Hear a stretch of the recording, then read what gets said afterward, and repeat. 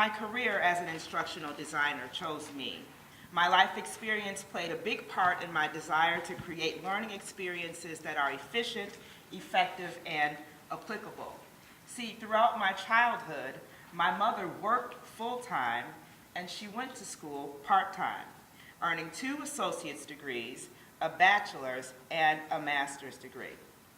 As the only child of a single working mother, as you can imagine, I was a latchkey kid. So every day after school, I'd let myself in, I'd make a snack, do my homework, watch TV, talk on the phone until my mother got home. If she had school after work, I'd warm something up for dinner, and eventually I'd get ready for bed. My mother set the stage for me at a very early age. There was no question about whether I was going to go to college. I went to undergrad straight out of high school, graduated in 4 years, and a year later, I started graduate school.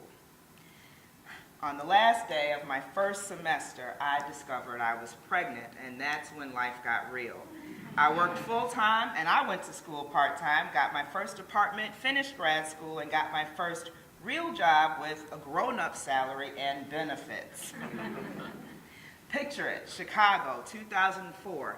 Master's degree in hand, a bright-eyed, bushy-tailed, and beautiful Kiana sits at her desk, excited for the opportunity to educate the people who would change the world.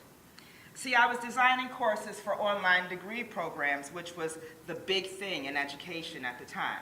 I didn't believe you could get a real degree online, but I was intrigued and broke with a new baby, so I was up for the challenge.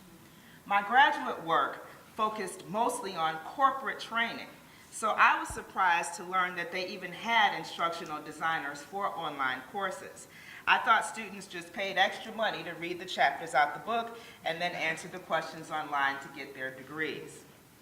But I decided that whether or not online degrees were legit, my courses would be. And it was through this experience that intentional design was born.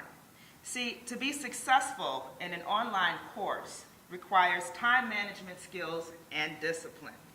There's still work to be completed, deadlines to meet, and exams to take, even if you don't actually have to sit in a classroom. Sometimes it's even harder.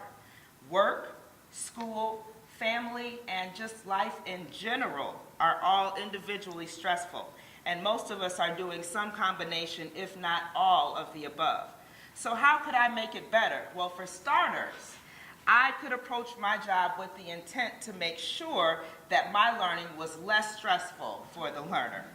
Whether it's mandatory training or a voluntary education, the last thing I wanted to do was to add more stress with courses that are ineffective, irrelevant, or a waste of time. So with every course, I think about the time the learners are sacrificing away from their personal and professional obligations, and I think about them as people first. Then I do everything in my power to make sure that the course I create is worthy of their sacrifice. Intentional design is also about designing your professional career. Think about what you do and also how and why you do it, and then who are you when you're doing it. The intentional designer is the one who asks, how is a project better because I'm involved with it? How can I make sure that my passion shows up in my work?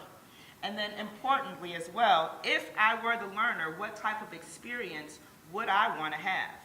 These questions remind us that we're all connected, and so what I do for someone else, I also do for myself. In my professional life, the payoffs are raises and referrals, but in my personal life, they are fulfilling relationships and good karma. The movie, The Butler, depicted the life of Cecil Gaines, who went from being a hotel valet to working in the White House, where he served as a butler to 8 presidents.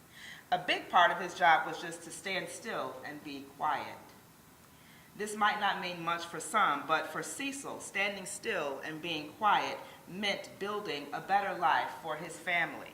The meaning behind our work is whatever we determine it to be. So, in hindsight, I see that it was no coincidence that I started my career in higher education. I was intimately acquainted with the sacrifices made in the effort to take one's life, career, and family to the next level. I still believe that the work I do is changing the world.